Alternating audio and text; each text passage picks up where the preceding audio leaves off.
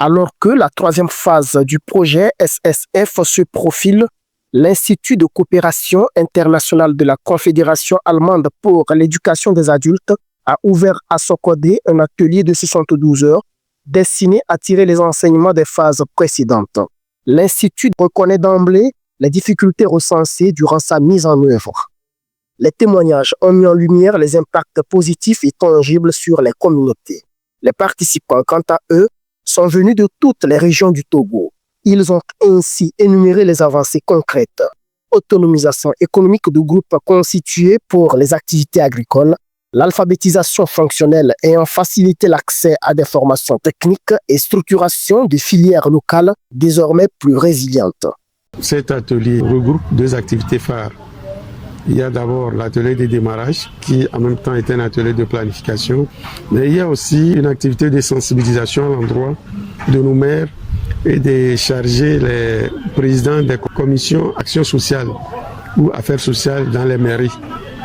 Parce qu'il va falloir que ces personnalités que nous venons de citer puissent comprendre ce qu'on appelle éducation des adultes, afin de pouvoir défendre la prise en compte de cette thématique dans la planification et dans la budgétisation des communes. La participation de toutes les parties prenantes, incluant les représentants de la sous-région, témoigne d'une volonté d'aller au-delà du bilan superficiel. Les difficultés recensées semblent avoir entravé un déploiement optimal. C'est précisément sur ce point que se joue la crédibilité de la phase 3. Si ces deux dernières phases ont connu des hauts et des bas, il est aussi important de noter les impacts positifs. Ça a été une opportunité que nos parents de la commune ont saisie avec cette phase pilote qui a juste concerné le village d'Akato à Voémé. Et aujourd'hui, je peux dire que cette base qui a compris ce besoin et qui s'est inscrite pour suivre le processus pendant les 3 ans, depuis 2022 jusqu'alors, se sent épanouie dans la société. Et les femmes aujourd'hui sont en train de sentir une certaine autonomie parce que DVV les a formées. Parce qu'au jour d'aujourd'hui, non seulement les femmes là, qui n'avaient même pas mis pied à l'école, savent lire, écrire facilement, et aujourd'hui elles s'expriment librement.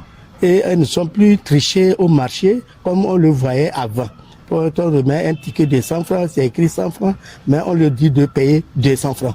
Donc vous voyez que ces femmes se réjouissent tellement et encouragent DVV à aller plus loin que ça. Au cours de ce séjour, le centre d'éducation communautaire de Koma sera visité. Quant à la dite phase 3, elle ne pourra se contenter d'être une extension linéaire. Elle devra être une version optimisée, plus agile, plus réactive aux réalités du terrain.